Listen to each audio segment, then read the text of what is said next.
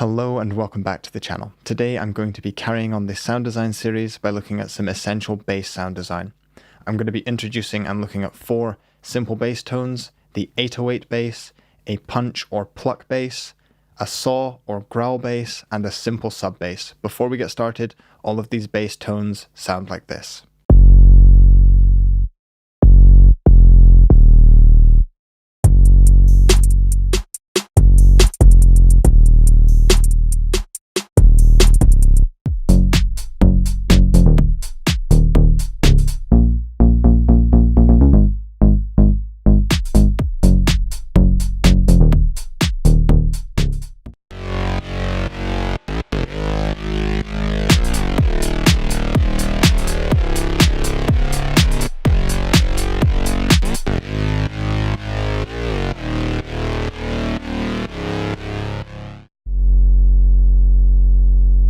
So those are the bass sounds that we're going to be looking at in this video. I'm going to be introducing the sound to you and briefly showing you how to create it from scratch using a synth. In this tutorial, I'm going to be using Serum, which is a third-party synth. While Serum is not a stock plugin, I do think that the graphical interface really helps everyone, beginners and advanced users, actually understand what's going on, and you should be able to take all of these fundamental concepts and apply them in any synthesizer. But without further delay, let's just get right into it. The sound we're starting with is that 808 sound, which originates from the TR-808 drum machine, but a modern 808 bass is actually quite removed from that original sample that producers used to use. 8 or 9 times out of 10 when you hear an 808 in a track, it's usually a producer using a sample from a sample pack or from their own sort of library of sounds. For instance, I have a sample of an 808 bass from a decap drum pack if I just play it here. And all I do is just drag that onto my channel rack, open up a piano roll, and I just manipulate a pattern until it sounds the way I want. And that really is how most people would use an 808, but there are producers who like to synthesize it from scratch, and this gives you just a lot more control over the sound, which is what we're going to do. And there's loads of different ways to make an 808 more punchy or more gritty or dirty, but we're going to go through all of that, so don't worry. So I'm starting with an initial patch of Serum, just a clean patch, and the first thing we're going to do is we're only using one oscillator, and I want to select a sine wave. So in Serum, I'm going to go into Basic Shapes, and there it is loaded up as a sine wave. So if I play this, that's what I get when I play in a lower octave, just a really simple clean sub sound. The next thing I'm going to do is shape this envelope. So I'm going to take the attack all the way to 0 for now, just so that I get a bit more punch out of it.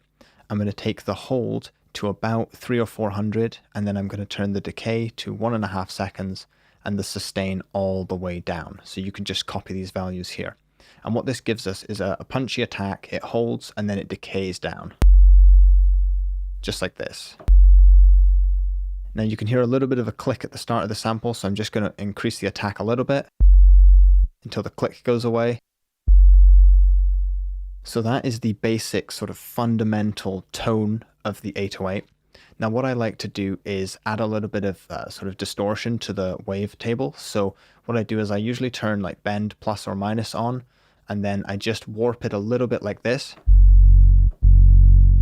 just to give it a little bit more character. This next step is really crucial if you want a really punchy 808.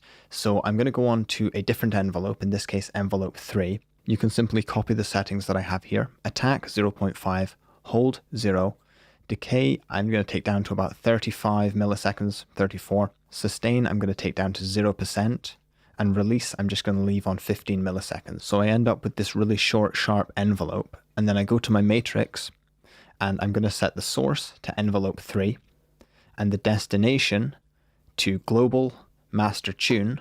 And what this does is it uses this envelope here to quickly modify the master tune, which gives a really sharp sort of punch kick drum sound at the start. So if I increase the amount,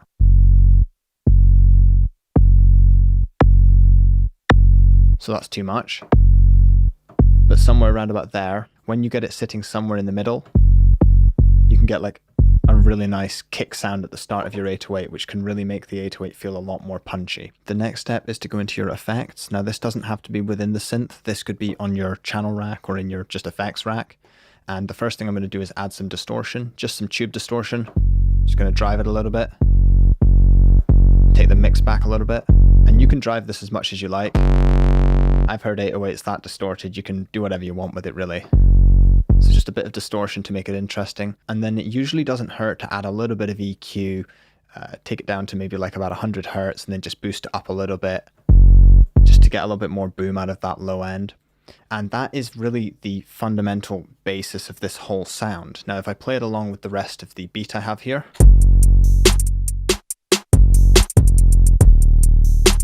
now the only issue I can hear is that my kick drum is really punchy and the 808's also punchy, so I could address this with side chaining, or I can just increase the attack on my 808 sample, so maybe around 80 to 100 milliseconds.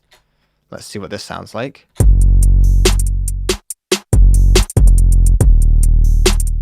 So overall it sounded quite punchy, but that was because this kick drum was providing all the punch I needed at the start of the sound. Whereas the 808 just fills in the gaps. So while sidechaining is essential, sometimes you can just adjust the attack of your 808 a bit and it just makes it naturally fit around the kick without the need for too many plugins. A final touch for 808s, which is a little bit more advanced, is just creating another envelope to adjust a filter cutoff that also just adds a little bit more punch and pluck to the sound, but it's really not essential for this. And if you watch my other sound design videos, you'll learn exactly how to do that using this synth. It's very straightforward. The next bass sound that we're going to be looking at is a punch or pluck bass that's sometimes called a house or a deep house bass, just because of the genre it's typically used in. And this bass is really commonly used with sort of like 4 on the floor, kick and clap dance rhythms. And as the name suggests, it's defined by a really punchy, plucky nature. So let's take a listen to it by itself and then with some drums.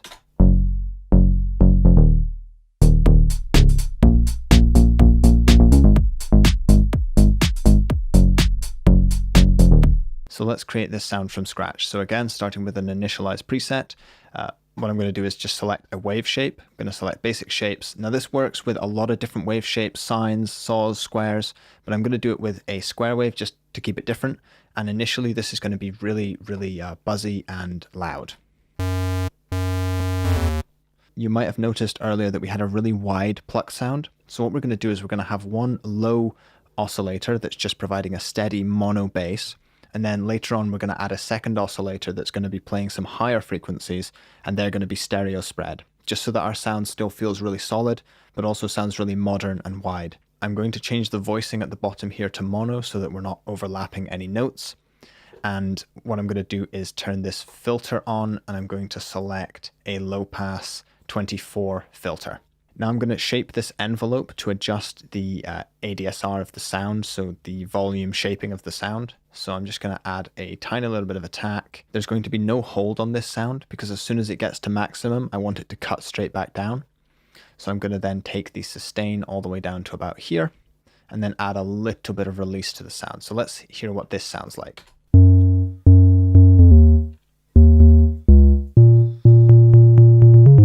So we have the volume shaping, but it really does not have any punch or pluck to it, and that's because we need to automate the filter. So I'm going to take this same envelope and just drag it onto the filter cutoff, and I'm going to adjust this until it sounds good.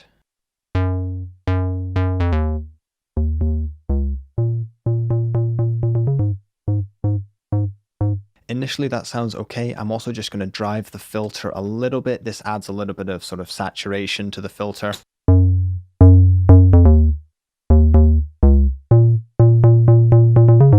So that sounds really nice, really clean.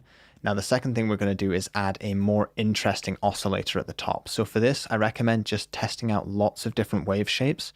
There was one that I found in here that I quite liked, and I think it was PWM Juno. And then with this one selected, I'm just going to increase the voices of unison. I like adding, maybe 5, maybe 7 voices of unison, something like that.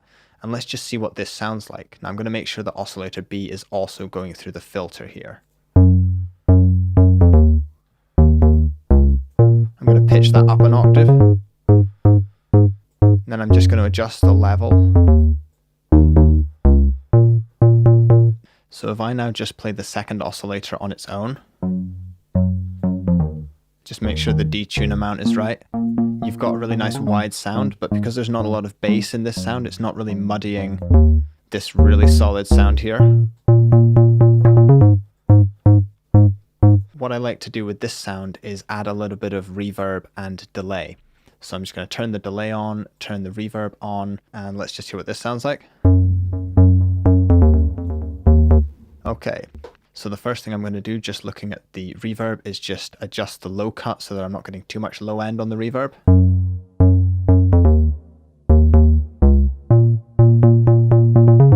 Just something interesting like that, and then I'm going to adjust the delay here.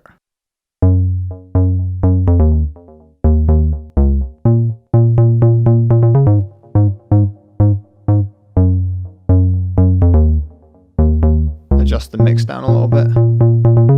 Adding a little bit of reverb like that can really help fill out this sound. Now you've got to be careful with reverb on the low end.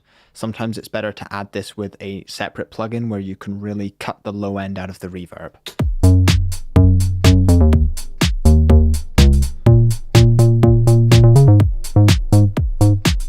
That kind of goes quite a long way in making it sound a little bit more professional. Then what you can also do is add all sorts of different, stereo widening plugins and whatnots, but you've got to be careful with these on bass sounds. Usually, everything below about 100 or 150 hertz, it's generally quite good to keep that mono. There's no set rules sort of set in stone, but when you're starting out, it's good to keep that in mono so that you can really keep a check on your mix. And then if you want to go crazy with stereo widening, feel free, do it in the higher frequencies. It tends to sound better that way. The next bass we're going to be creating is a saw or a growl bass, specifically a side-chained bass because it sounds really, really cool. So this one is really straightforward in Serum, at least, because the default wave shape is already this sawtooth wave that we want. So if I just play that initially, that does not sound too great. So what I'm going to do is add a filter just to take off a little bit of the high end. Now I'm going to add in the second oscillator. I'm going to increase it to quite a few voices of unison, maybe 7 or 8 voices, detune them slightly.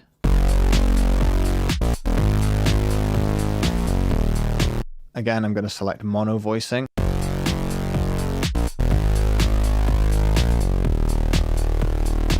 And already we have this really super wide sound. With the ADSR, it doesn't really matter too much. I would just say make sure that your release is very short because you want this sound to cut away when you stop. Generally, you don't want this one to die away slowly. You want it to cut away quickly. And it doesn't even matter if there's a bit of a click or pop at the start because this sample is so abrasive and aggressive that you probably won't notice it anyway. What we are going to do, however, is make the LFO control the volume so that we're going to sidechain this sound. So I'm just going to go into this folder and I'm going to select a sidechain. This one looks okay. And then I'm going to link it to the levels here. So now if I just play this one, it's sidechaining up. So it really fits around that kick a lot better now. And I'm going to do the same thing for oscillator B. So I drag the LFO onto this. And then I just drag the start back to there, lengthen it a little bit like this, and they should both have a side-chained effect to them right away.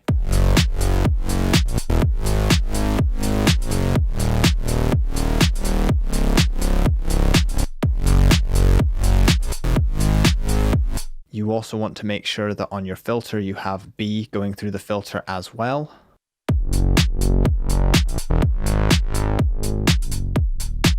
And then what I like to do is set up this cutoff as a macro that I can control. So I can just control it from here, but what I quite like to do is to set up a macro just here so that I can control it from this macro down here. So if I press play,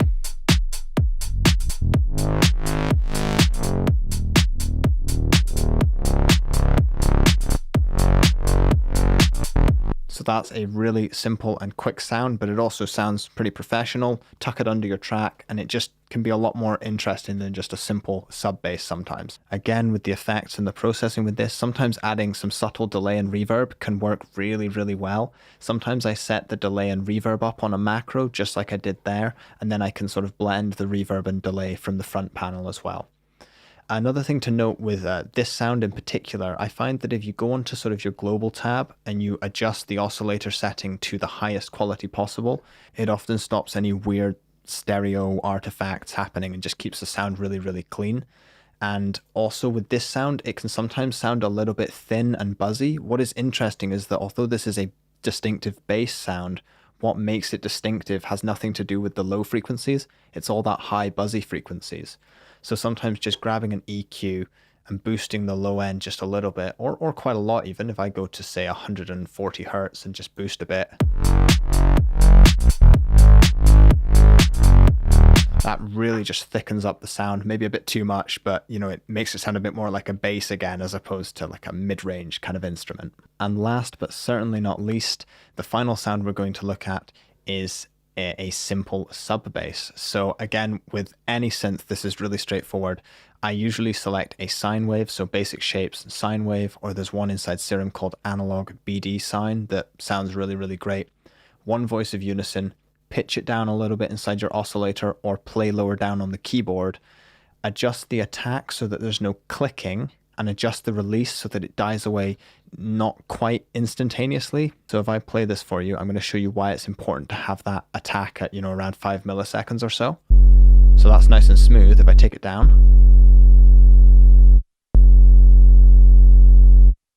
but if you don't, you get that little click at the start, so you just want to make sure there's a tiny little bit of attack on the sample. And same with the release. You don't want to hear that click at the end. And again, with all these bass sounds, it's often great to stick it onto mono mode, and this just means that when you play multiple keys, they're not going to all overlap. So for instance, if I play a couple of keys here, they're all just going to smoothly flow from one to the other, whereas if I take mono off, we're going to get that kind of thing going on when we overlap keys, and you don't want that. So just keep it on mono.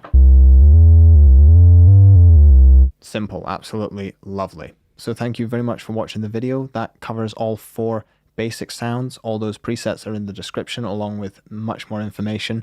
And as usual, there will be more advanced videos on these topics, and there's many, many more advanced and basic videos on the channel if you're interested in finding out more. But thank you very much for watching. I hope you have a great week, and I hope to see you in the next video too. Bye for now.